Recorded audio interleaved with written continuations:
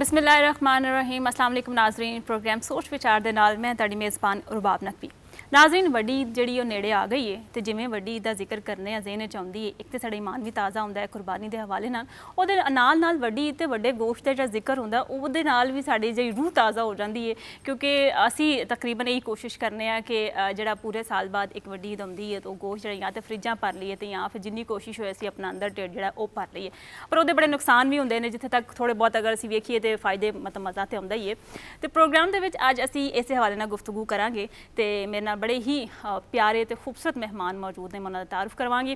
वैसे किसी तारुफ के मोहताज नहीं, मैं कहांगी डॉक्टर खालिद जमील साहब बिग ब्रदर साडे नाल मौजूद ने, मैं जिया नूं कहांगी उन्होंने नाल माहिर ग़िज़ाइयात मौजूद ने डॉक्टर फरजीन मलिक साहबा जो कि भी किसी तारुफ की मोहताज नहीं, साडे प्रोग्राम में जिहड़ियां तशरीफ लैके आउंदियां रहिंदियां ने। मैं दोबारा जिया नूं कहांगी दोवां नूं थैंक यू, बहुत बहुत शुक्रिया। तुसी जड़ा इंट्रो दिता हो इन्ना अलग किस्म का इंट्रो दिता है, मेरा तो हस के बुरा हाल हो गया। अच्छा नहीं डॉक्टर साहब, वैसे गल तो सही है, जो असी वड्डी ईद दी गल करी दी है कोशिश यही होंदी या तो फ्रिजां भर लईए ते या फिर जिन्नी कोशिश ढिड भर लईए, तो दसो सानूं कित्थे तक जिहड़ा है थोड़ी सोच दा सानूं बदलनी चाहिदी है।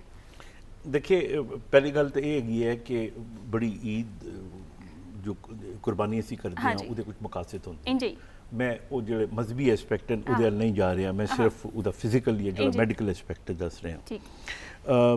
बहुत सारे लोग जो कुर्बानी करते हैं, कुर्बानी करने तो बाद वो 1/3 हिस्सा जोड़ा होंदा है वो अपने फ्रिजां च रख देंगे, 1/3 हिस्सा रिश्तेदारों दे देंगे और 1/3 हिस्सा जोड़ा है वो गरीबां च वंड देंगे। लेकिन देखने च ये आया है कि वो जो 1/3 हिस्सा अपना होंदा है ना, उहदे च कुछ रिश्तेदारों का भी हिस्सा पा के फ्रिज जमा कर लेते हैं कि रिश्तेदारों में साढ़े वाली आना है खान पीना ते ये मैं मदाई अंदाज गल की है कि हमें सानू कोशिश करनी चाहिए कि ईद का जोड़ा असी कुर्बानी करिए वो ज़्यादा तो ज़्यादा वंड दी है, क्योंकि ये एक नफसियाती अमल है कि जो कोई चीज़ तुहाडे कोल पई होंदी है ना वाफर मिकदार में तुसी ज़्यादा इस्तेमाल करते हो। ठीक है।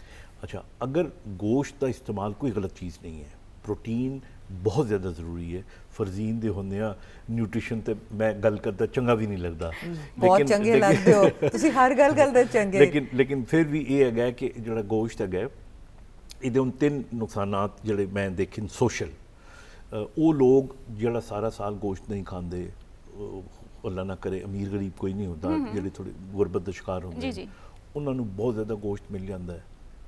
जो बहुत ज़्यादा मिल जाता है वो प्रिजर्व कर नहीं सकते, वो कहते हैं वरना ज़ाया हो जाएगा, पकाओ तो खाओ नालों नाल पकांदे आओ ते खांदे आओ। अच्छा उहदे नाल ये है कि फिर उन्होंने ज़्यादा खान दे नाल उन्होंने बहुत सारी बीमारियां जिहदी मैं अगे दसांगा ना। दूसरा आ जाता है अपने घर वाले। अच्छा घर वालियां ने भी देखो ये होंदा है कि ज़्यादातर जोड़े ज़्यादा अफोर्डिंग लोग होंदे ना उन्होंने बीमारियां भी ज़्यादा ही होंदियां, और ख़ास तौर पर दिल दी बीमारियां हो गई, मेदी दी बीमारियां हो गई, और एक खास तौर पर बहुत इंपॉर्टेंट बीमारी गाउट होंदी है जिहदे यूरिक एसिड वध जाता है, और यूरिक एसिड वधन की सब तो ज़्यादा बड़ी सोर्स होंदी है वड्डे दा गोश्त। बाकी गोश्त भी अच्छा इसी तरह कलेजी, तिली, फिफड़े, मगज़ ये कोलेस्ट्रॉल वगैरह तो वधांदे ही नहीं, लेकिन ये यूरिक एसिड बहुत ज़्यादा वधांदे। तो इसलिए मैं ये समझदा कि ईद ते जरूर तुसी ये सुन्नत हैगी है तुसी कलेजी या गोश्त या खाओ, तुसी इतदाल देना ठीक वक्फा दे के, मैं तो बल्कि कहूँगा कि तुसी 3 टाइम की जगह 5 टाइम खा लो, अच्छा लेकिन खाओ बहुत थोड़ा थोड़ा। अच्छा डॉक्टर साहब जिवें कि डॉक्टर साहब ने गल की है कि कम से कम गोश्त का इस्तेमाल करना चाहिए, तुसी जो कि हमारे ग़िज़ाइयात हो, हालांकि डॉक्टर साहब ये भी कहते हैं जिन्हें डॉक्टर हजरात कि प्रोटीन की बहुत ज़्यादा जरूरत होंगी है, तुहानूं मतलब बॉडी दे विच चाहिदी है, अगर ज़्यादा भी मिले तो थोड़ा थोड़ा करके खाओ, तो की कहते ये बेहतर है कि मतलब अगर तुसी खाना भी है ज़्यादा तो थोड़ा थोड़ा करके खाओ तो इन्ना नुकसान नहीं होएगा। बेसिकली ये जोड़ा है ना ये फरवर ईद का यह है कि तुसी सब दे विच वंडना है, ठीक है। वो लोग जिहड़े अफोर्ड नहीं कर सकते, जोड़े थोड़े हंबल बैकग्राउंड तो ने उन्हां दे नाल तुसी भाईचारा, इस्लामी मोहब्बत या जो कुछ भी तुसी को सिला रहमी, दिल दा रहम वगैरह वो तुसी उस दिन प्रैक्टिस करना, ईमान भी ताज़ा होंदा है। एग्जैक्टली, क्योंकि ये जड़ा इहदा तुसी जिस तरह कह रहे हो ना ईमान दी जड़ी ओ जिन्हों भरपूर बंदे नूं फुलफिलमेंट होंदी है उदों ही होंदी है जदों तुसी वंडो। मैं एक गल बहुत वेखी है कि लोकी जिस तरह तुसी प्रोटीन की गल कर रहे हो, प्रोटीन बहुत जरूरी है, लेकिन इस तरह जरूरी नहीं कि 1 या 2 या 3 दिन ओदा खूब जोर ला दो, एक्सीलेटर दबा दो ते बाकी दिन फिर बह जाओ आराम नाल। इहदी ਆਹਿਸਤਾ ਆਹਿਸਤਾ ਬਾਡੀ ਨੂੰ ਰੋਜ਼ ਬੈਲੈਂਸ ਤਰੀਕੇ ਨਾਲ ਮੁਤਵਾਜ਼ਨ ਤਰੀਕੇ ਨਾਲ ਜ਼ਰੂਰਤ ਹੁੰਦੀ ਹੈ। ਹੁਣ ਜਦੋਂ ਵੀ ਮੈਂ ਈਦ ਦੇ ਪ੍ਰੋਗਰਾਮ ਕਰਨੀ ਆ ਤੇ ਲੋਕ ਕਹਿੰਦੇ ਤੁਸੀਂ ਫੂਡ ਪੁਲਿਸ ਨੂੰ ਬੁਲਾ ਲਿਆ। ਮੈਂ ਫੂਡ ਪੁਲਿਸ ਨਹੀਂ ਹੈਗੀ, ਸੱਚੀ ਗੱਲ ਹੈ। ਮੈਂ ਜ਼ਰੂਰ ਫਰੋਗ ਦੇਣੀ ਆ ਕਿ ਤੁਸੀਂ ਖਾਓ ਪੀਓ, ਲੇਕਿਨ ਜਿਹੜੀ ਬਹੁਤ ਵੱਡਾ ਸਾਡੇ ਰਿਲੀਜਨ ਦਾ ਇੱਕ ਬਹੁਤ ਬੜੀ ਗੱਲ ਹੈ ਜਿਹਨੂੰ ਕਹੀਦਾ ਇਤਦਾਲ, ਇਤਦਾਲ ਦੇ ਨਾਲ, ਠੀਕ ਹੈ। ਹੁਣ ਅੱਜ ਅਸੀਂ ਗੱਲ ਇਹ ਨਹੀਂ ਕਰਾਂਗੇ ਕਿ ਤੁਸੀਂ ਗੋਸ਼ਤ ਨਹੀਂ ਖਾਣਾ, ਅਸੀਂ ਗੱਲ ਇਹ ਕਰਾਂਗੇ ਕਿ ਗੋਸ਼ਤ ਖਾਓ, ਮਗਰ ਕਿਹੜਾ ਆਰਟ ਹੈ ਜਿਹੜਾ ਤੁਸੀਂ ਖਾਓ ਵੀ ਤੇ ਤੁਹਾਨੂੰ ਨੁਕਸਾਨ ਵੀ ਨਾ ਹੋਏ ਬਲਕਿ ਉਹਦਾ ਫਾਇਦਾ ਹੋਏ। ਤੇ ਉਹਦੇ ਵਿੱਚ ਜਿਹੜੀ ਸਭ ਤੋਂ ਪਹਿਲੀ ਗੱਲ ਆਂਦੀ ਹੈ ਕਿ ਇੱਕ ਤਾਂ ਡਾਕਟਰ ਸਾਹਿਬ ਨੇ ਦੱਸਿਆ ਕਿ ਗੋਸ਼ਤ ਖਾਓ ਲੇਕਿਨ ਵਕਫੇ ਨਾਲ, ਠੀਕ ਹੈ। ਦੂਸਰਾ ਹੈ ਕਿ ਤੁਸੀਂ ਚूंकि गर्मी बड़ी सख्त है तो शदीद गर्मी है, एक तो तुसी नाल ना कार्बोनेटेड ड्रिंक्स वगैरह मत इस्तेमाल करो। जे तुसी करना ही है तो तुसी लस्सी का इंतजाम करो। लस्सी दे विच भी खूब दबा के नमक नहीं पाना, खूब दबा के चीनी नहीं पानी। लस्सी यानी कि दही नूं लैके उहदे विच पानी पाओ, बर्फ पाओ, उहदे विच पाना चाहते हो थोड़ा जिहा तुखम मलंगा पा लवो, वो एक ठंडा ताड़े कोल मशरूब हो जाएगा। कच्ची लस्सी दा भी कोई इस्तेमाल किया जा सकता है, दूध विच पानी पा लो तुसी, बिल्कुल दूध दे विच पानी पा लो, ओदा इस्तेमाल किया जा सकता है। अच्छा ਉਹ ਤੁਸੀਂ ਕਰੋ ਖਾਣੇ ਦੇ ਨਾਲ, ਠੀਕ ਹੈ। ਉਸ ਤੋਂ ਇਲਾਵਾ ਖਾਣੇ ਦੇ ਨਾਲ ਤੁਸੀਂ ਦਹੀਂ ਦਾ ਇਸਤੇਮਾਲ ਕਰੋ, ਤਾਜ਼ੇ ਦਹੀਂ ਦਾ ਘਰ ਦਾ ਜੰਮਿਆ ਹੋਇਆ। ਬਾਹਰ ਦੇ ਦਹੀਂ ਪਲੀਜ਼ ਨਾ ਖਾਓ ਕਿਉਂਕਿ ਅੱਜਕੱਲ ਟਾਈਫਾਇਡ ਗੈਸਟਰੋ ਦੀ ਬਹੁਤ ਸਾਰੀ ਬਿਮਾਰੀਆਂ ਫੈਲ ਰਹੀਆਂ ਨੇ। ਖਾ ਕੇ ਲੇਟ ਜਾਣਾ, ਸੌਂ ਜਾਣਾ, ਲੋਕਾਂ ਦੇ ਘਰ ਜਾ ਕੇ ਖਾਈ ਜਾਣਾ ਜਿਵੇਂ ਜ਼ਿੰਦਗੀ ਦਾ ਆਖਰੀ ਖਾਣਾ ਹੈ ਜਾਂ ਇਸ ਤੋਂ ਬਾਅਦ ਗੋਸ਼ਤ ਲੱਭਣਾ ਨਹੀਂ, ਕੀ ਪਤਾ ਦੂਜੀ ਵਾਰੀ ਬੁਲਾਣੀ ਨਾ ਉਹ ਇਹ ਗੱਲ ਵੀ ਸਹੀ ਹੈਗੀ ਹੈ। ਤੇ ਇਸ ਵਾਸਤੇ ਫਿਰ ਜੇਬਾਂ ਵਿੱਚ ਪਾ ਕੇ ਲੈ ਆਓ, ਫਿਰ ਹੋਰ ਕੀ ਕਹੀ ਜਾ ਸਕਦਾ ਹੈ। ਲੇਕਿਨ ਇਹ ਤੇ ਹਾਸੇ ਮਖੌਲ ਦੀ ਗੱਲ ਹੈ, ਸੀਰੀਅਸ ਗੱਲ ਹੈਗੀ ਹੈ ਕਿ ਡਾਕਟਰ ਸਾਹਿਬ ਨੇ ਜਿਹੜੀ ਗੱਲ ਕੀਤੀ ਹੈ, ਤੁਸੀਂ ਯਕੀਨ ਮਾਨੋ ਕਿ ਈਦ ਉਲ ਅਜ਼ਹਾ ਦੇ ਬਾਅਦ ਜਿਹੜੀ ਗਰਮੀ ਦੀ ਹੁਣ ਈਦਾਂ ਆ ਰਹੀ ਇਸ ਤੋਂ ਬਾਅਦ ਨਾ ਹਸਪਤਾਲ ਭਰ ਜਾਂਦੇ। ਇੰਜੀ ਗੱਲ ਦਿਲ ਦੀ ਬਿਮਾਰੀਆਂ ਨਾਲ, ਹਾਰਟ ਅਟੈਕ ਹੋ ਰਿਹਾ ਹੈ, ਇੰਜਾਈਨਾ ਹੋ ਰਹੀ ਹੈ, ਦਿਲ ਦੀ ਬਿਮਾਰੀ ਕਹਿ ਰਹੀ ਹਾਂ ਮੈਂ। ਉਸ ਤੋਂ ਇਲਾਵਾ ਪੇਟ ਦੀਆਂ ਬਿਮਾਰੀਆਂ, ਗੈਸਟਰੋ ਵਗੈਰਾ, ਯੂਰਿਕ ਐਸਿਡ ਦਾ ਦਰਦਾਂ ਦੇ ਮਾਰੇ ਹੋਏ। ਤੇ ਇਹ ਤੁਸੀਂ ਆਪਣੇ ਆਪ ਨੂੰ ਗਲਤ ਵੱਲੇ, ਗਲਤ ਸਿਹਤ ਦੇ ਵੱਲੇ, ਇੱਕ ਟੇਸਟ ਵਾਸਤੇ ਤੁਸੀਂ ਜਿਹੜਾ ਨਾ ਆਪਣਾ ਆਪ ਨੂੰ ਤਕਲੀਫ ਦਿਓ, ਠੀਕ ਹੈ। ਅੱਛਾ ਡਾਕਟਰ ਸਾਹਿਬ, ਜਿਵੇਂ ਡਾਕਟਰ ਫਰਜ਼ੀਨ ਸਾਹਿਬਾ ਨੇ ਆਖਿਆ ਕਿ ਹੁਣ ਜਿਹੜੀ ਲਹਿਰ ਆਉਣੀ ਹੈ ਗਰਮੀ ਦੀ ਜਾਂ ਈਦੋਂ ਬਾਅਦ ਆਉਣੀ, ਹਸਪਤਾਲ ਭਰ ਜਾਣੇ। ਅਸੀਂ ਤੇ ਪਹਿਲਾਂ ਹੀ ਕਰੋਨਾ ਨੂੰ ਫੇਸ ਕਰ ਰਹੇ ਹਾਂ, ਪੂਰੀ ਦੁਨੀਆ ਜਿਵੇਂ ਕਰਦੀ ਹੈ ਪਈ। ਤੇ ਇਹ ਆਖਿਆ ਜਾਂਦਾ ਹੈ ਕਿ ਇਮਿਊਨਿਟੀ ਸਿਸਟਮ ਆਪਣਾ ਸਟਰੋਂਗ ਕਰੋ, ਤੁਸੀਂ ਜਿਹੜੇ ਨਾ ਫਿਰ ਬਚ ਸਕੋਗੇ ਕਰੋਨਾ ਤੋਂ। ਤੇ ਇਹ ਵੀ ਕਿਹਾ ਜਾਂਦਾ ਹੈ ਕਿ ਜਿਵੇਂ ਪ੍ਰੋਟੀਨ ਅਗਰ ਤੁਹਾਡੇ ਬੋਡੀ ਨੂੰ ਮਿਲਦਾ ਹੈ ਤੇ ਇਮਿਊਨਿਟੀ ਸਿਸਟਮ ਸਟਰੋਂਗ ਹੁੰਦਾ ਹੈ। ਤੇ ਕੀ ਇਹ ਲੋਕ ਹੋ ਸਕਦਾ ਹੈ ਕਿ ਹੁਣ ਆਵਾਮ ਜਿਹੜੀ ਇਹ ਸੋਚ ਰਹੀ ਹੈ ਕਿ ਵੀ ਅਸੀਂ ਗੋਸ਼ਤ ਦਬਾ ਕੇ ਖਾਵਾਂਗੇ ਤੇ ਹੋ ਸਕਦਾ ਅਸੀਂ ਕਰੋਨਾ ਤੋਂ ਬਚ ਜਾਈਏ, ਸਾਡਾ ਜਿਹੜਾ ਇਮਿਊਨਿਟੀ ਸਿਸਟਮ ਹੈ ਸਟਰੋਂਗ ਹੋ ਜਾਏ। ਤੇ ਗੱਲ ਕਿੱਥੇ ਤੱਕ ਕੋਈ ਦਰੁਸਤ ਹੈ? ਨਹੀਂ, ਬਿਲਕੁਲ ਐਬਸੋਲੂਟਲੀ ਰੋਂਗ, ਬਿਲਕੁਲ ਗਲਤ ਗੱਲ ਹੈ। ਆਈ ਥਿੰਕ ਡਾਕਟਰ ਫਰਜ਼ੀਨ ਜਿਸ ਤਰ੍ਹਾਂ ਦੱਸਿਆ ਨਾ ਕਿ ਪ੍ਰੋਟੀਨ ਨੂੰ ਬਿਲਡ ਅਪ ਕਰਨਾ ਇੱਕ ਗ੍ਰੈਜੂਅਲ ਪ੍ਰੋਸੈਸ ਹੈਗਾ। ਇਹ ਨਹੀਂ ਹੈਗਾ ਕਿ ਤੁਸੀਂ ਜਿਸ ਤਰ੍ਹਾਂ ਮਿਸਾਲ ਦੇ ਤੌਰ ਤੇ ਇੱਕੋ ਦਿਨ ਵਿੱਚ ਪੂਰਾ 4 ਕਿਲੋ ਗੋਸ਼ਤ ਖਾ ਲਓ ਤੇ ਤੁਸੀਂ ਸਮਝੋਗੇ ਜੀ ਮੈਂ ਅਗਲੇ 1 ਮਹੀਨੇ ਤੱਕ ਸਿਕਿਉਰ। ਐਸਾ ਨਹੀਂ ਹੈ। ਇਤਦਾਲ ਦੇ ਨਾਲ ਖਾਣਾ ਹੈ, ਆਹਿਸਤਾ ਆਹਿਸਤਾ ਖਾਣਾ ਹੈ। ਬਾਕੀ ਰਹਿ ਗਿਆ ਤੁਹਾਡਾ ਕੁਐਸਚਨ ਕਰੋਨਾ ਐਂਡ ਇਮਿਊਨਿਟੀ ਦਾ। ਦੇਖੋ ਇਮਿਊਨਿਟੀ ਜਿਹੜੀ ਹੈਗੀ ਹੈ ਨਾ, ਉਹਦੇ ਬਹੁਤ ਸਾਰੇ ਫੈਕਟਰਸ ਹੈਗੇ ਨੇ। ਇਮਿਊਨਿਟੀ ਦੇ ਫੈਕਟਰਸ ਵਿੱਚ ਇਹ ਵੀ ਹੈਗਾ ਕਿ ਤੁਹਾਡੀ ਨੀਂਦ ਕਮ ਸੇ ਕਮ 8 ਘੰਟੇ ਦੀ ਹੋਣੀ ਚਾਹੀਦੀ ਹੈ। ਇਮਿਊਨਿਟੀ ਬਿਹਤਰ ਹੁੰਦੀ ਹੈ ਅਗਰ ਤੁਸੀਂ ਐਕਸਰਸਾਈਜ਼ ਕਰੋਗੇ, ਵਰਨਾ ਨਹੀਂ ਬਿਹਤਰ ਹੁੰਦੀ। ਇਮਿਊਨਿਟੀ ਬਿਹਤਰ ਹੁੰਦੀ ਹੈ ਜੇ ਤੁਸੀਂ ਮੁਫਤ ਦੀਆਂ ਫਿਕਰਾਂ ਤੇ ਟੈਨਸ਼ਨਾਂ ਲਓਗੇ ਤੇ ਇਮਿਊਨਿਟੀ ਖਰਾਬ ਹੋ ਜਾਏਗੀ, ਠੀਕ ਹੈ ਨਾ। ਫਿਰ ਉਸ ਤੋਂ ਬਾਅਦ ਇਮਿਊਨਿਟੀ ਤੁਹਾਡੀ ਗਿਜ਼ਾ ਦੇ ਨਾਲ ਹੁੰਦੀ ਹੈ, ਫਿਰ ਤੁਹਾਡੀ ਵਾਈਟਮਿਨਸ ਦੇ ਨਾਲ ਹੁੰਦੀ ਹੈ, ਫਿਰ ਤੁਹਾਡੀ ਜਿਹੜਾ ਫੂਡ ਹੈਗਾ ਉਹਦੀ ਕੁਆਲਿਟੀ ਦੇ ਨਾਲ ਹੁੰਦੀ ਹੈ ਕਿ ਤੁਸੀਂ ਕਿੰਨਾ ਆਰਗੈਨਿਕ ਫੂਡ ਖਾਂਦੇ ਹੋ, ਕਿੰਨੀ ਤੁਸੀਂ ਵੈਜੀਟੇਬਲਸ ਖਾਂਦੇ ਹੋ, ਤੁਸੀਂ ਗ੍ਰੀਨ ਵੈਜੀਟੇਬਲਸ ਜ਼ਿਆਦਾ ਇਸਤੇਮਾਲ ਕਰਦੇ ਹੋ। ਦੇਖੋ ਨਾ ਸਾਡਾ ਇਸ ਵੇਲੇ ਸਭ ਤੋਂ ਬੜਾ ਅਲਮੀਆ ਕੀ ਹੈਗਾ, ਔਰ ਇਹ ਮੈਂ ਤਾਂ ਕਹਿ ਰਿਹਾ ਕਿ ਮੈਂ ਆਪਣੇ ਘਰ ਔਰ ਅੱਗੇ ਪਿੱਛੇ ਵੀ ਦੇਖਦਾ ਆਪਣੇ ਮਿਲਣ ਵਿੱਚ ਬੱਚਿਆਂ ਨੇ ਘਰ ਦਾ ਖਾਣਾ ਛੱਡ ਦਿੱਤਾ ਹੈ। ਇਹ ਜਦੋਂ ਦਾ ਇਹ ਆਇਆ ਨਾ ਕਿ ਜੀ ਇਸ ਫੋਨ ਨੰਬਰ ਤੇ ਕਾਲ ਕਰੋ ਤੇ ਖਾਣਾ ਤੁਹਾਡੇ ਆ। ਇਸ ਵੇਲੇ ਸ਼ਵਾਰਮੇ ਹੋ ਗਏ, ਪੀਜ਼ੇਜ਼ ਹੋ ਗਏ, ਬਰਗਰਸ ਹੋ ਗਏ, ਫਾਸਟ ਫੂਡ ਹੋ ਗਿਆ। ਇਹ ਸਾਰੀਆਂ ਚੀਜ਼ਾਂ ਜਿਹੜੀਆਂ ਹੈਗੀਆਂ ਇਹ ਇਮਿਊਨਿਟੀ ਅਸੀਂ ਅੱਛੀਆਂ ਨਹੀਂ ਹੈਗੀਆਂ। ਸਾਦਾ ਪੁਰਾਣੇ ਜ਼ਮਾਨੇ ਜਿਸ ਤਰ੍ਹਾਂ ਇਹ ਸਾਲਨ ਹੁੰਦਾ ਸੀ ਨਾ, ਮੈਨੂੰ ਯਾਦ ਹੈਗਾ ਕਿ ਪਿੰਡਾਂ ਵਿੱਚ 1 ਪਾਓ ਗੋਸ਼ਤ ਕੀ ਚੀਜ਼ ਹੁੰਦੀ ਹੈ। 1 ਪਾਓ ਗੋਸ਼ਤ ਘਰ ਵਾਲੇ ਬਣਾਉਂਦੇ ਸੀ ਨਾ ਤੇ 10 ਜੀ ਖਾ ਲੈਂਦੇ ਸੀ, ਕਿਉਂਕਿ ਉਹਦੇ ਵਿੱਚ ਇੰਨਾ ਜ਼ਿਆਦਾ ਸ਼ੋਰਵਾ ਹੁੰਦਾ ਸੀ, ਉਹਦੇ ਵਿੱਚ ਸਭ ਨੂੰ ਛੋਟੀ ਮੋਟੀ ਬੋਟੀ ਵੀ ਮਿਲ ਜਾਂਦੀ ਸੀ। ਉਹ ਜ਼ਿਆਦਾ ਗ੍ਰੈਜੂਅਲ ਤਰੀਕਾ ਹੈਗਾ ਸੀ ਬਿਲਡ ਅਪ। ਅੱਛਾ, ਫਿਰ ਗਾਉਂ ਦਾ ਜਿਹੜਾ ਆਦਮੀ ਸੀ ਉਹ ਕੰਮ ਕਰਨ ਵਾਸਤੇ, ਸਕੂਲ ਜਾਣ ਵਾਸਤੇ 600 ਕਿਲੋਮੀਟਰ ਚੱਲਣਾ ਪੈਂਦਾ ਸੀ ਬੱਚਿਆਂ ਨੂੰ। ਅੱਛਾ, ਫਿਰ ਜਦੋਂ ਪੂਰਾ ਦਿਨ ਉਹ ਕੰਮ ਕਰਦੇ ਸੀ ਔਰ ਖਾਂਦੇ ਸੀ ਔਰ ਥੱਕ ਜਾਂਦੇ ਸੀ ਤੇ 9 ਵਜੇ 8 ਵਜੇ ਸੋ ਵੀ ਜਾਂਦੇ ਸੀ। ਜਦੋਂ ਸੋ ਜਾਂਦੇ ਸੀ ਤੇ ਸਵੇਰ 5 ਵਜੇ 6 ਵਜੇ ਉੱਠ ਵੀ ਜਾਂਦੇ ਸੀ। ਸਵੇਰੇ ਪੰਜ ਦੇਸੀ ਘਿਓ ਦੇ ਪਰਾਠੇ ਵੀ ਖਾਣ ਤੇ ਉਹਨਾਂ ਟੁਰਨਾ ਬਿਲਕੁਲ। ਤੇ ਸਾਡਾ ਇਸੇ ਤਰ੍ਹਾਂ ਮੈਂ ਤੁਹਾਨੂੰ ਦੱਸਾਂ, ਜਿਸ ਤਰ੍ਹਾਂ ਨੀਂਦ ਹੈਗੀ ਹੈ ਨਾ, quantity is not important, quality is important. ਇਸੇ ਤਰ੍ਹਾਂ ਐਕਸਰਸਾਈਜ਼ ਵੀ ਦੋ ਕਿਸਮ ਦੀ ਹੈਗੀ ਹੈ। ਇੱਕ ਹੈਗੀ ਹੈ ਫਟੀਗ। ਕਈ ਔਰਤਾਂ ਆਉਂਦੀਆਂ ਨਾ ਮੇਰੇ ਕੋਲ ਕਿ ਜੀ ਮੈਂ ਕਹਾਂ ਨਾ ਐਕਸਰਸਾਈਜ਼ ਕਰੋ ਤੁਸੀਂ, ਤੇ ਉਹ ਕਹਿੰਦੀਆਂ ਕਿ ਜੀ ਡਾਕਟਰ ਸਾਹਿਬ ਸਾਰਾ ਦਿਨ ਅਸੀਂ ਘਰ ਦਾ ਕੰਮ ਕਰਦੇ ਰਹਿੰਦੇ ਹਾਂ। ਉਹ ਐਕਸਰਸਾਈਜ਼ ਨਹੀਂ ਹੈਗੀ। ਐਕਸਰਸਾਈਜ਼ ਹੈਗੀ ਹੈ ਨੀਅਤ ਕਰੋ ਐਕਸਰਸਾਈਜ਼ ਕਰਨ ਦੀ। ਤੁਹਾਡੀ ਬਾਡੀ 'ਚ ਇੱਕ ਚੀਜ਼ ਸਿਕਰੀਟ ਹੁੰਦੀ ਹੈ ਜਿਹਨੂੰ ਐਂਡੋਰਫਿਨਸ ਕਹਿੰਦੇ ਨੇ। ਅੱਛਾ। ਉਹ ਤੁਹਾਡੀ ਬਾਡੀ ਨੂੰ ਰਵਾਂ ਵੀ ਕਰਦੀ ਹੈ, ਮਜ਼ਬੂਤ ਵੀ ਕਰਦੀ ਹੈ, ਤੁਹਾਨੂੰ ਖੁਸ਼ੀ ਵੀ ਦਿੰਦੀ ਹੈ। Happy hormone. Happy hormone. ਇਸੇ ਤਰ੍ਹਾਂ ਆਪਣਾ ਗ਼ਿਜ਼ਾ ਹੈਗੀ ਹੈ। ਖਾਣਾ ਵੀ ਤੁਸੀਂ ਉਸ ਤਰੀਕੇ ਨਾਲ ਖਾਓ ਕਿ ਤੁਹਾਨੂੰ ਮਤਲਬ ਲੱਗੇ ਕਿ ਪੂਰਾ ਪੇਟ ਵੀ ਨਹੀਂ, ਇਹ ਵੀ ਸੁਨਨਤ ਹੈਗੀ ਹੈ। ਤੁਸੀਂ ਹੌਲਿਆ ਫੀਲ ਕਰੋ ਨਾ ਵੀ ਤੁਸੀਂ ਮਤਲਬ ਰੋਟੀ ਵੀ ਖਾ ਲਈਏ ਤੇ ਫਿਰ ਵੀ ਤੁਹਾਨੂੰ ਲੱਗ ਰਿਹਾ ਕਿ ਠੀਕ ਹੋ। ਔਰ ਮੈਂ ਇੱਕ ਸਾਦਾ ਲਫ਼ਜ਼ ਹੋਰ ਸਾਰੀ ਗੱਲ ਨੂੰ ਮੁਕਾਵਾਂਗਾ ਕਿ ਦੇਖੋ ਜੀ, ਈਦ ਦਾ ਮਤਲਬ ਹੈ ਬਕਰਾ ਈਦ ਦਾ, ਈਦ ਦਾ ਤਿਉਹਾਰ ਮਨਾना, ਨਾ ਕਿ ਗੋਸ਼ਤ ਖਾਣਾ। ਬਸ ਇਹ ਜ਼ਹਿਨ ਚ ਹੋਣਾ ਚਾਹੀਦੀ ਹੈ। ਇਟ ਇਜ਼ ਨਾਟ ਫॉर ਕਿ ਜੀ ਮੈਂ ਅੱਜ ਚੂੰਕਿ ਬੱਕਰਾ ਪੱਕਿਆ ਤੇ ਕਲੇਜੀ ਵੀ ਖਾਣੀ ਹੈ ਤੇ ਇਹ ਵੀ ਕਰਨਾ ਹੈ। ਸਾਰਾ ਕੁਝ ਮੈਂ ਦੇਖਿਆ ਬਾਰਬੀਕਿਊਜ਼ ਲੋਕ ਬਣਾਉਣ, ਮੈਂ ਇਹ ਨਹੀਂ ਕਹਿ ਦੇ ਮਸਟ ਡੂ ਇਟ, ਲੇਕਿਨ ਇਤਦਾਲ ਦੇ ਨਾਲ। ਇਹ ਸਮਝਣ ਕਿ ਜੀ ਇਹ ਈਦ ਆਮ ਖਾਣੇ ਦੀ ਤਰ੍ਹਾਂ ਅਸੀਂ ਖਾਣਾ ਖਾਣਾ ਹੈ।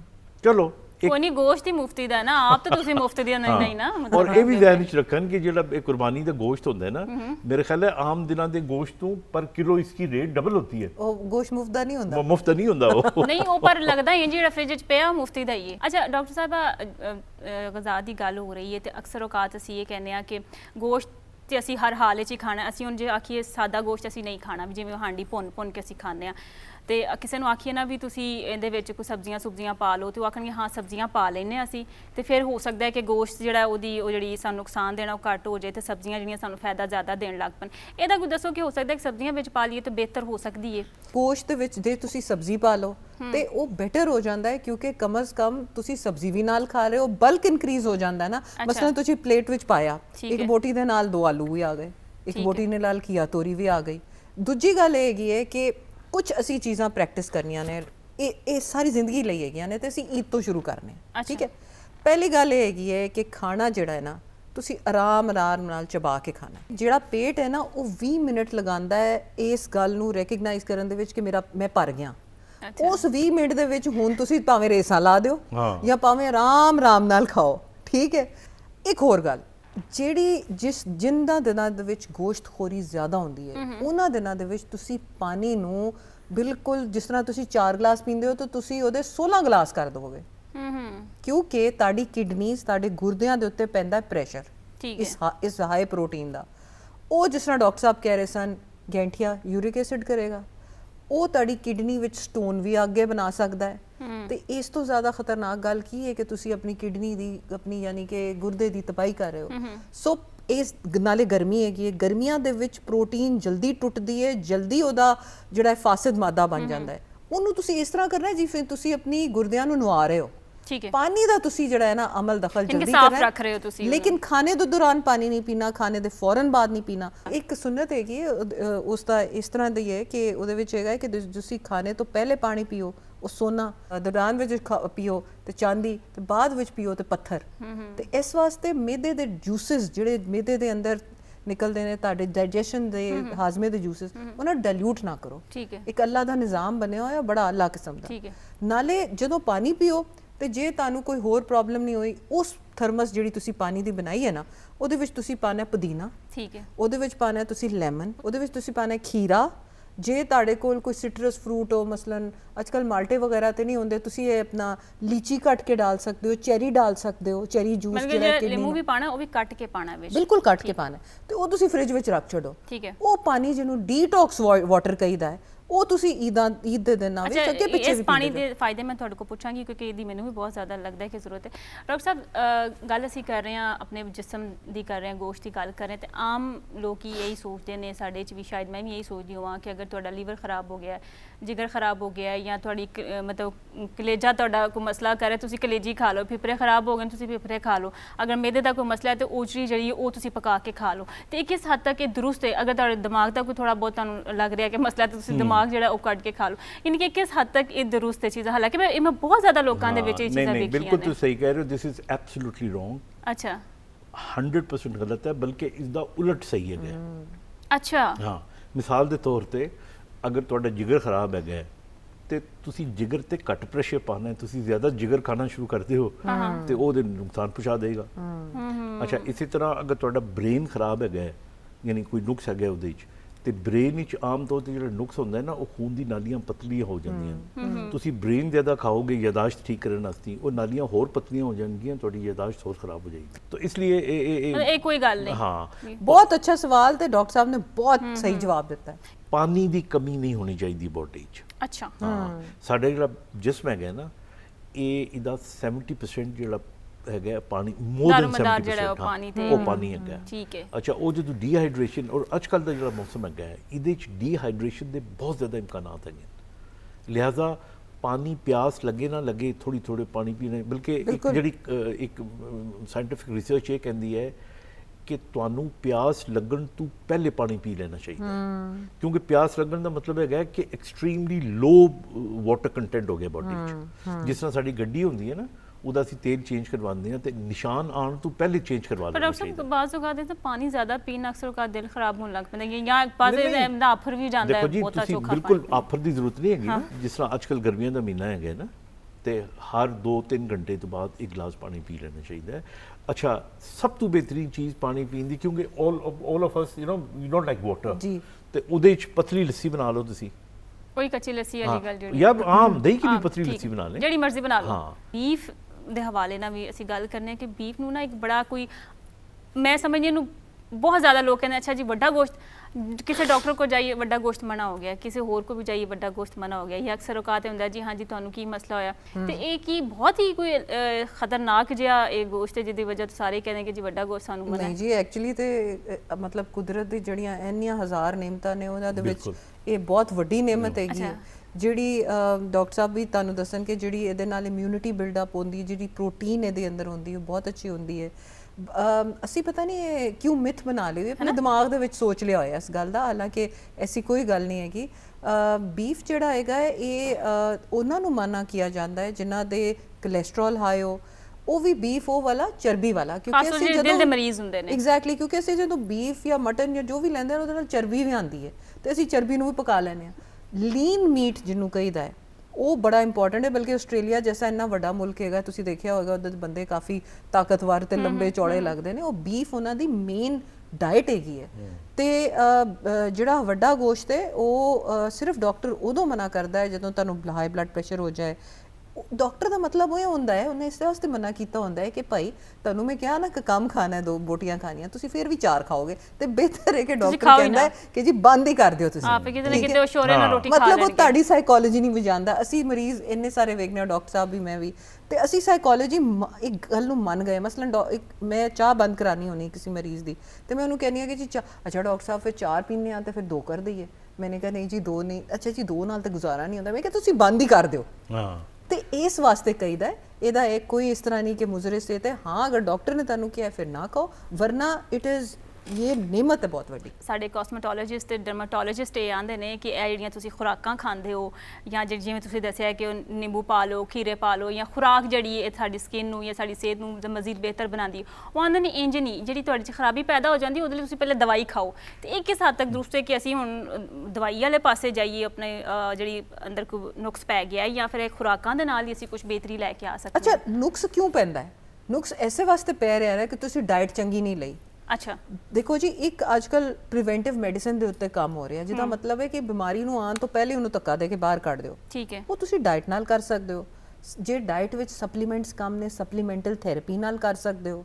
ਐਕਸਰਸਾਈਜ਼ ਜਿਸ ਤਰ੍ਹਾਂ ਡਾਕਟਰ ਸਾਹਿਬ ਕਹਿ ਰਹੇ ਸਨ, ਸਹੀ ਟਾਈਮ ਦੀ ਰਾਤ ਦੀ ਨੀਂਦ ਨਾਲ ਕਰ ਸਕਦੇ ਹੋ।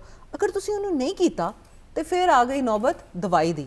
ਜੇ ਡਾਕਟਰ ਤੁਹਾਨੂੰ ਦਵਾਈ ਦਾ ਕਹਿ ਰਿਹਾ ਤੇ ਦਵਾਈ ਫਿਰ ਤੁਹਾਨੂੰ ਖਾਣੀ ਪਏਗੀ। ਨੰਬਰ 2 ਗੱਲ, ਜਿਹੜੀ ਸਕਿਨ ਹੁੰਦੀ ਹੈ ਨਾ ਤੁਹਾਡੀ, ਜੇ ਤੁਸੀਂ ਡਰਮਾਟੋਲੋਜਿਸਟ ਦੀ ਗੱਲ ਕੀਤੀ, ਜਿਲਦ ਵਾਲੀ ਗੱਲ, ਜਿਹੜੀ ਤੁਹਾਡੀ ਸਕਿਨ ਹੈ ਨਾ ਉਹ ਕੈਨਵਸ ਹੁੰਦੀ ਹੈ ਤੁਹਾਡੀ ਬੋਡੀ ਦਾ। ਜਿਵੇਂ ਅਸੀਂ ਤਸਵੀਰ ਬਣਾਈ ਦੀ ਉਹ ਕੈਨਵਸ ਦੇ ਉੱਤੇ, ਉਹ ਪਤਾ ਲੱਗਦਾ ਹੈ ਕਿ ਇਸ ਬੰਦੇ ਦੀ ਗਿਜ਼ਾ ਕੀ ਹੈ ਜਾਂ ਇਸ ਬੰਦੇ ਦਾ ਲਾਈਫ ਸਟਾਈਲ ਕੀ ਹੈ। ਠੀਕ ਹੈ, ਜਿਹੜੀ ਤੁਹਾਡੀ ਸਕਿਨ ਦੇ ਉੱਤੇ ਗਲੋ ਆਉਂਦੀ ਹੈ, ਜਿਹੜੀ ਤੁਹਾਡੀ ਸਕਿਨ, ਤੁਸੀਂ ਆਪ ਵੇਖੋ, ਜਿਸ ਦਿਨ ਤੁਸੀਂ ਭਾਰੀ ਖਾਣਾ ਖਾਇਆ ਉਸ ਦਿਨ ਸਕਿਨ ਮਾਂਦ ਪੈ ਜਾਂਦੀ ਹੈ। ਜਿਸ ਦਿਨ ਤੁਸੀਂ ਫਲ ਫਰੂਟ ਖਾਦੇ, ਸਬਜ਼ੀ ਖਾਦੀ, ਦਹੀਂ ਖਾਦਾ, ਚੰਗੀਆਂ ਗਿਜ਼ਾਵਾਂ ਖਾਦੀਆਂ, ਆਰਗੈਨਿਕ ਚੀਜ਼ਾਂ ਖਾਈਆਂ, ਉਸ ਤੋਂ 2 ਦਿਨ ਬਾਅਦ ਹੀ ਤੁਹਾਡੀ ਸਕਿਨ ਬਿਹਤਰ ਹੋ ਜਾਂਦੀ ਹੈ। ਮੈਨੂੰ ਲੱਗਦਾ ਕਿ ਜਿਵੇਂ ਅਸੀਂ ਹਲਕੀਆਂ ਫੁਲਕੀਆਂ ਫਰੂਟ ਖਾਣੇ ਆ Exactly. ਸਾਡਾ ਮੈਦਾ ਅੰਦਰ ਹੱਸਦਾ ਖੇਡਦਾ ਫਿਰਦਾ ਹੁੰਦਾ ਬਸ ਹੋਰ ਜਿਵੇਂ ਤੁਸੀਂ ਹੋਲਾ ਨਾ ਹੋਲਾ ਬੰਦ ਕਰ ਦਿੱਤਾ ਹੱਸਦਾ ਖੇਡਦੀ ਵਾਲੀ ਇੰਝ ਗੱਲ। ਹੀ ਹੁੰਦਾ ਇੱਥੋਂ ਹੱਸਦਾ ਖੇਡਦਾ ਹੋਏਗਾ ਤੇ ਉੱਥੇ ਹੱਸਦਾ ਖੇਡਦਾ ਆਏਗਾ। ਇੰਝ ਹੀ। ਅੱਛਾ ਡਾਕਟਰ ਸਾਹਿਬ ਦੱਸੋ ਮੈਨੂੰ ਕਿ ਜਿਵੇਂ ਅਸੀਂ ਗੱਲ ਕੀਤੀ ਬਿਮਾਰੀਆਂ ਦੀ ਗੱਲ ਕਰ ਰਹੇ ਹਾਂ, ਲਾਈਫ ਸਟਾਈਲ ਦੀ ਅਸੀਂ ਗੱਲ ਕਰ ਰਹੇ ਹਾਂ, ਪ੍ਰੋਗਰਾਮ ਚੁੱਕੇ ਵਾਈਂਡ ਅਪ ਦੀ ਤਰਫ ਜਾ ਰਿਹਾ ਹੈ ਤੇ ਉਮਰ ਤੇ ਕੋਈ ਜਿਹੜੀ ਅਸੀਂ ਜੀ ਲੈਣੀ ਹੈ, ਪਰ ਇਹ ਹੁੰਦਾ ਹੈ ਕਿ ਜਿਹੜੀ ਅਸੀਂ ਜੀ ਰਹੇ ਹਾਂ ਕਮ ਸੇ ਕਮ ਉਹ ਕੁਆਲਿਟੀ ਵਾਲੀ ਉਮਰ ਹੋਏ। ਦੱਸੋ ਸਾਨੂੰ ਆਪਣਾ ਲਾਈਫ ਸਟਾਈਲ ਕਿਸ ਤਰ੍ਹਾਂ ਮੈਨੇਜ ਕਰਨਾ ਚਾਹੀਦਾ ਕਿ ਅਸੀਂ ਗੋਸ਼ਤ ਵੀ ਖਾ ਲਈਏ, ਸਬਜ਼ੀਆਂ ਵੀ ਖਾ ਲਈਏ, ਰੱਜ ਕੇ ਫਰੂਟ ਵੀ ਖਾ ਲਈਏ ਜੋ ਦਿਲ ਕਰਦਾ ਹੈ, ਪਰ ਐਟਲੀਸਟ ਅਸੀਂ ਇੱਕ ਅੱਛੀ ਜ਼ਿੰਦਗੀ ਗੁਜ਼ਾਰ ਸਕੀਏ ਤੇ ਆਖਰ ਤੇ ਉੱਤੇ ਅਸੀਂ ਕੋਈ ਬਿਮਾਰੀਆਂ ਦਾ ਟੋਕਰਾ ਸਿਰ ਤੇ ਲੈ ਕੇ ਜਿਹੜਾ ਨਾ ਉਹ ਨਾ ਜਾਈਏ। ਦੇਖੋ ਆਈ ਥਿੰਕ ਇਸ ਕੁਐਸਚਨ ਦੇ ਕਾਫੀ ਜਵਾਬ ਤੇ ਅਸੀਂ ਦੇ ਬੈਠੇ ਹਾਂ, ਲੇਕਿਨ 2-3 ਗੱਲਾਂ ਮੈਂ ਕਰਨਾ ਚਾਹੁੰਦਾ। ਪਹਿਲੀ ਗੱਲ ਤੇ ਮੈਂ ਇਹ ਕਰਨਾ ਚਾਹੁੰਦਾ ਕਿ ਜਿਸ ਤਰ੍ਹਾਂ ਤੁਸੀਂ ਆਪੇ ਕਿਹਾ ਹੈ ਕਿ ਜਿਹੜੀ ਜ਼ਿੰਦਗੀ ਹੈਗੀ ਹੈ ਇਹ ਤੇ ਅੱਲਾਹ ਤਾਲਾ ਫਿਕਸ ਕਰ ਦਿੱਤੀ ਹੈ। ਹੁਣ ਤੇ ਸਾਇੰਟਿਸਟ ਵੀ ਇਹ ਕਹਿੰਦੇ ਨੇ nobody can change quantity of your life, quality of life ਤੁਸੀਂ ਬਿਹਤਰ ਕਰ ਸਕਦੇ ਹੋ। ਅੱਛਾ, ਕੁਆਲਿਟੀ ਆਫ ਲਾਈਫ ਵਿੱਚ ਵੀ 2 ਗੱਲਾਂ ਯਾਦ ਰੱਖਣ ਵਾਲੀਆਂ। ਪਹਿਲੀ ਗੱਲ ਹੈਗੀ ਹੈ ਕੁਝ ਤੇ ਬਿਮਾਰੀਆਂ ਐਸੀਆਂ ਹੈਗੀਆਂ ਜਿਹੜੀਆਂ ਜੈਨੇਟਿਕਲੀ ਆਉਂਦੀਆਂ, ਠੀਕ ਹੈ, ਉਹਨਾਂ ਆਣਾ ਹੀ ਆਣਾ ਹੈ, ਪਿੱਛੋਂ ਮਾਪਿਓ ਤੋਂ ਆਉਂਦੀਆਂ ਨੇ, ਠੀਕ ਹੈ, ਉਹਨਾਂ ਆਣਾ ਹੀ ਆਣਾ ਹੈ, ਉਹਨੂੰ ਤੇ ਰੋਕ ਨਹੀਂ ਸਕਦੇ। ਲੇਕਿਨ ਉਹਨਾਂ ਦੇ ਮੈਂ ਛੋਟੀ ਜਿਹੀ ਮਿਸਾਲ ਦਿੰਦਾ, ਮਿਸਾਲ ਦੇ ਤੌਰ ਤੇ ਗੈਂਠੀਏ ਦੀ ਬਿਮਾਰੀ ਹੈਗੀ ਹੈ, ਠੀਕ ਹੈ, ਇਹਦੇ ਵਿੱਚ ਮਾਰੂਸੀਅਤ ਹੈਗੀ ਹੈ, ਆਟੋਇਮਿਊਨ ਡਿਜ਼ੀਜ਼ ਵੀ ਕਿਸੇ ਹੱਦ ਤੱਕ ਹੁੰਦੀ ਹੈ। ਲੇਕਿਨ ਇਹ ਅਗਰ ਤੁਸੀਂ ਕੰਟਰੋਲ ਕਰ ਲਓਗੇ ਤੇ ਹੱਥ ਟੇੜੇ ਨਹੀਂ ਹੋਣਗੇ, ਸਾਰੀ ਉਮਰ ਮਜ਼ਦੂਰੀ ਤੋਂ ਬਗੈਰ ਤੁਸੀਂ ਜ਼ਿੰਦਾ ਰਹਿ ਲਓਗੇ। ਗੋ ਕਿ ਤਕਲੀਫ ਹੁੰਦੀ ਰਹੇਗੀ ਤੁਹਾਨੂੰ, ਦਵਾਈ ਤੁਸੀਂ ਲੈਂਦੇ ਰਹੋਗੇ, ਲੇਕਿਨ ਜ਼ਿੰਦਗੀ ਸਹੀ ਗੁਜ਼ਾਰ ਲਓਗੇ। ਇਸੇ ਤਰ੍ਹਾਂ ਦਿਲ ਦੀ ਬਿਮਾਰੀ ਤੁਸੀਂ ਦੇਖੋ, ਜਿਨ੍ਹਾਂ ਲੋਕਾਂ ਨੂੰ 35 ਸਾਲ 40 ਸਾਲ ਦੀ ਉਮਰ ਵਿੱਚ ਦਿਲ ਦੀ ਬਿਮਾਰੀ ਹੁੰਦੀ ਹੈ, ਉਹ ਮਾਰੂਸੀਅਤ ਦੀ ਵਜ੍ਹਾ ਤੋਂ ਹੁੰਦੀ ਹੈ, ਠੀਕ ਹੈ ਨਾ। ਉਹ ਅਗਰ ਇਸ ਤੋਂ ਪਹਿਲੇ ਹੀ ਤਮਾਮ ਬੰਦੋਬਸਤ ਕਰ ਲੈਣ, ਕੋਲੇਸਟ੍ਰੋਲ ਕੰਟਰੋਲ ਕਰ ਲੈਣ, ਉਦੋਂ ਇੱਥੇ ਗੋਸ਼ਤ ਹੋ ਗਿਆ, ਫੈਟਸ ਹੋ ਗਈ, ਇਹਨਾਂ ਦਾ ਖਿਆਲ ਰੱਖਣ, ਐਕਸਰਸਾਈਜ਼ ਕਰਨ, ਉਹਨਾਂ ਦੀ ਕੁਆਲਿਟੀ ਬਿਹਤਰ ਹੋ ਸਕਦੀ ਹੈ। ਤੇ ਜਿਹੜੀ ਆਮ ਆਦਮੀ ਹੈਗੇ ਨਾ, ਜਿਹਨੂੰ ਨਹੀਂ ਪਤਾ ਇਹਨਾਂ ਚੀਜ਼ਾਂ ਦਾ, ਬਸ ਉਹ ਇਹ 4 ਪ੍ਰਿੰਸੀਪਲ ਯਾਦ ਰੱਖੇ ਜਿਹੜੀ ਅਸੀਂ ਕਹਿ ਬੈਠੇ ਹਾਂ। ਮੈਂ ਦੁਬਾਰਾ ਇੱਕ ਜੁਮਲੇ 'ਚ ਕਹਿ ਦਿੰਦਾ, you should have a good sleep. 8 ਘੰਟੇ ਦੀ ਨੀਂਦ ਬਹੁਤ ਜ਼ਰੂਰੀ ਹੈ, ਠੀਕ ਹੈ। ਇਸੇ ਤਰ੍ਹਾਂ ਤੁਸੀਂ ਅਗਰ ਐਕਸਰਸਾਈਜ਼ ਨਹੀਂ ਕਰ ਸਕਦੇ, ਤੇ ਕੁਝ ਲੋਕ ਹੁੰਦੇ ਨੇ ਬੜੀ ਉਮਰ ਦੇ ਉਹ ਨਹੀਂ ਕਰ ਸਕਦੇ, ਤੇ ਉਹ ਆਪਣੇ ਬੈੱਡ ਤੇ ਬੈਠ ਕੇ ਬਾਜ਼ੂਆਂ ਨੂੰ ਹਿਲਾ ਲਿਆ ਕਰਨ, ਟੰਗਾਂ ਨੂੰ ਹਿਲਾ ਲਿਆ ਕਰਨ, ਠੀਕ ਹੈ, ਆਪਣੀ ਬਾਡੀ ਨੂੰ ਜਿਹੜਾ ਨਾ ਹਰਕਤ ਵਿੱਚ ਰੱਖਣ, ਮੋਬਾਈਲ ਰੱਖਣ ਆਪਣੇ ਆਪ ਨੂੰ, ਠੀਕ ਹੈ। ਔਰ ਤੀਸਰਾ ਅਗੇਨ ਸਭ ਤੋਂ ਇੰਪੋਰਟੈਂਟ ਜਿਹੜੀ ਇਹ ਗੱਲ ਹੋ ਰਹੀ ਸੀ ਖਾਣ ਦੀ, ਗਿਜ਼ਾ ਇਤਦਾਲ ਦੇ ਨਾਲ, ਠੀਕ ਹੈ। ਕਦੀ ਵੀ ਜ਼ਿੰਦਗੀ 'ਚ ਪੇਟ ਭਰ ਕੇ ਜਾਂ ਬਹੁਤ ਜ਼ਿਆਦਾ ਸਾਡਾ ਇਹ ਹੁੰਦਾ ਨਾ ਕਿ ਕੋਈ ਚੀਜ਼ ਅੱਛੀ ਲੱਗਦੀ ਹੈ ਤੇ ਅਸੀਂ ਕਹਿੰਦੇ ਆ, ਇਹ ਮੈਂ ਡਾਇਬੈਟਿਕ ਪੇਸ਼ੈਂਟ ਨੂੰ ਦੇਖਿਆ ਹੈ, ਉਹ ਜੀ ਤੁਸੀਂ ਇਹ ਖਾ ਲਓ ਜੀ, ਇਹ ਥੋੜੀ ਜਿਹੀ ਖੀਰ ਖਾ ਲਓ, ਇੱਕ ਗੋਲੀ ਉਹਦੀ ਜ਼ਿਆਦਾ ਖਾ ਲੈਣਾ, ਐਕਸਟਰਾ ਖਾ ਲੈਣਾ, ਸ਼ੂਗਰ ਦੀ ਗੋਲੀ ਖਾ ਲਿਆ ਜੀ। ਆਈ ਮੀਨ ਦਿਸ ਇਜ਼ ਪੋਇਜ਼ਨਸ, ਤੋਬਾ। ਇਹ ਸਭ ਤੋਂ ਗੰਦਾ ਕੰਮ ਹੈਗਾ ਕਿ ਜੀ ਇਨਸੂਲਿਨ ਦੇ 2 ਯੂਨਿਟ ਜ਼ਿਆਦਾ ਲਾ ਲੈਣਾ, ਇਹ ਦੇਖੋ ਜੀ। ਅੱਛਾ, ਫਿਰ ਸਾਡੇ ਜਿਹੜੇ ਲੋਕ ਹੈ ਨਾ, ਉਹਨਾਂ ਨੂੰ ਸਮਝਾਉਣਾ ਚਾਹੀਦਾ ਹੈ, ਜ਼ਬਰਦਸਤੀ ਖਿਲਾਉਂਦੇ ਨੇ, ਖਾ ਲਓ ਕੁਛ ਨਹੀਂ ਹੁੰਦਾ, ਅਗਰ ਤੁਸੀਂ ਨਾ ਖਾਓ ਬਾਕਾਇਦਾ ਲੜਾਈ ਹੋ ਜਾਂਦੀ ਹੈ। ਔਰ ਲਾਸਟ ਚੀਜ਼ ਜੋ ਹੈ ਨਾ, ਖੁਸ਼ ਰਹੇ, ਠੀਕ ਹੋ ਗਿਆ, ਸਭ ਤੋਂ ਅਹਿਮ। ਅੱਛਾ ਡਾਕਟਰ ਸਾਹਿਬ, ਐਸਓਪੀਸ ਤੇ ਵੀ ਗੱਲ ਕਰਦੀ ਹੈ ਕਰੋਨਾ ਦੇ ਹਵਾਲੇ ਨਾਲ, ਈਦ ਤੇ ਇਹਦੇ ਤੇ ਵੀ ਜ਼ਿਕਰ ਕਰ ਦਿਓ ਜ਼ਰਾ। ਦੇਖੋ ਜੀ, ਐਸਓਪੀਸ ਉਹੀ ਅਗੇਨ ਜਿਹੜੇ ਬਣੇ ਹੋਏ ਨੇ। ਨੰਬਰ 1, ਜਦੋਂ ਤੁਸੀਂ ਮਜਮੇ 'ਚ ਜਾਂਦੇ ਹੋ ਤੇ ਮਾਸਕ ਹੋਣਾ ਚਾਹੀਦਾ ਹੈ, ਠੀਕ ਹੈ, ਕਿਉਂਕਿ ਹੁਣ ਕੁਰਬਾਨੀ ਦਾ ਸਿਲਸਿਲਾ ਚੱਲ ਰਿਹਾ ਹੈ। ਹਾਂ ਜੀ, ਬਿਲਕੁਲ, ਉਹ ਚਾਹੇ ਕਸਾਈ ਹੋਵੇ ਚਾਹੇ ਕੋਈ ਵੀ ਹੋਵੇ, ਕਿ ਇਹਦਾ ਇਹ ਤੁਸੀਂ ਕਰਨਾ ਹੈ। ਦੂਸਰਾ, ਤੁਸੀਂ 6 ਫੁੱਟ ਦਾ ਫਾਸਲਾ ਰੱਖਣਾ ਹੈ, ਠੀਕ ਹੈ। ਤੀਸਰਾ, ਤੁਸੀਂ ਹੱਥ ਆਪਣੇ ਧੋ ਕੇ ਰੱਖਣੇ ਨੇ, ਜਿੱਥੇ ਵੀ ਤੁਹਾਨੂੰ ਲੱਗੇ ਕਿਸੇ ਐਸੀ ਚੀਜ਼ ਜਿਹਨੂੰ ਤੁਹਾਨੂੰ ਪਤਾ ਹੈਗਾ ਇਹ ਬਾਹਰ ਤੋਂ ਆਈ ਹੈ, ਉਸ ਤੋਂ ਬਾਅਦ ਤੁਸੀਂ ਸੈਨੀਟਾਈਜ਼ ਕਰ ਲਓ ਜਾਂ ਹੱਥਾਂ ਨੂੰ ਧੋ ਲਓ ਤੁਸੀਂ। ਔਰ ਚੌਥਾ ਇਹਦੇ 'ਚ ਇਹ ਹੈਗਾ ਕਿ ਤੁਹਾਨੂੰ ਕਿਸੇ ਦੇ ਜ਼ਰਾ ਜਿਹਾ ਵੀ ਸ਼ੱਕ ਹੋਵੇ ਨਾ ਕਿ ਇਹਨੂੰ ਅੱਲਾ ਨਾ ਕਰੇ ਕੋਈ ਕੋਰੋਨਾ ਦੇ ਸਾਈਨ ਸਿੰਪਟਮਸ ਹੈ, ਪਲੀਜ਼ ਉਹਨਾਂ ਨੂੰ ਆਈਸੋਲੇਟ ਕਰ ਦਿਓ, ਠੀਕ ਹੈ।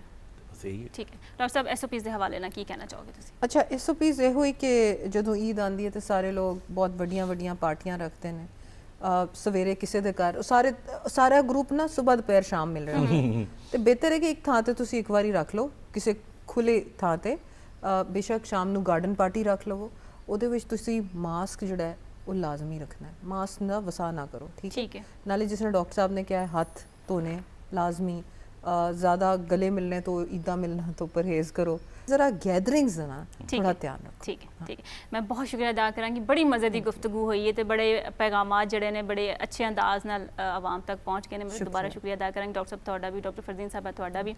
नाज़रीन, तुसीं गल्लां सुन लईआं, बड़े सोहने सुथरे अंदाज नाल ते प्यार दे अंदाज नाल हासे खेडे तुहाडे तक गल्लां पहुँचाईआं ने। गल एंड ते उही है जिहदे ते असीं भी हसदे हां पे कि अपने मेदे ते थोड़ा जिहा तरस खा लेना, तुसीं गोश्त भी उत्थे ही रहना है, बाद विचों भी लभ जाना है, ना कि बेशक थोड़ा चलो रिश्तेदारां नालों ना लभे या मुफ्ती दा ना लभे, बहरहाल फिर ਫਿਰ ਵੀ ਆਪਣੇ ਤੇ ਲਿਹਾਜ਼ ਰੱਖਣਾ। ਇਹ ਨਾ ਹੋਏ ਚੋਖਾ ਖਾ ਕੇ ਬਾਅਦ ਤੁਸੀਂ ਉਹਨੇ ਪੈਸੇ ਜਿਹੜੇ ਬਾਹਰ ਹਸਪਤਾਲਾਂ 'ਚ ਤੁਸੀਂ ਲਾਉਂਦੇ ਫਿਰੋ, ਤੇ ਆਪਣੇ ਤੇ ਆਪਣੇ ਘਰ ਆਣਾ ਤੇ ਤੁਸੀਂ ਜਿਹੜਾ ਉਹਦਾ ਖਿਆਲ ਤੁਸੀਂ ਆਪ ਰੱਖਣਾ ਹੈ। SOPs ਦਾ ਵੀ ਬਹੁਤ ਜ਼ਿਆਦਾ ਖਿਆਲ ਰੱਖਣਾ ਹੈ। ਇਨਸ਼ਾਅੱਲਾ ਅਗਲੇ ਪ੍ਰੋਗਰਾਮ ਵਿੱਚ ਫਿਰ ਹਾਜ਼ਰ ਹੋਵਾਂਗੇ, ਉਦੋਂ ਤੱਕ ਇਜਾਜ਼ਤ ਦਿਓ, ਰੱਬ ਰਾਖਾ।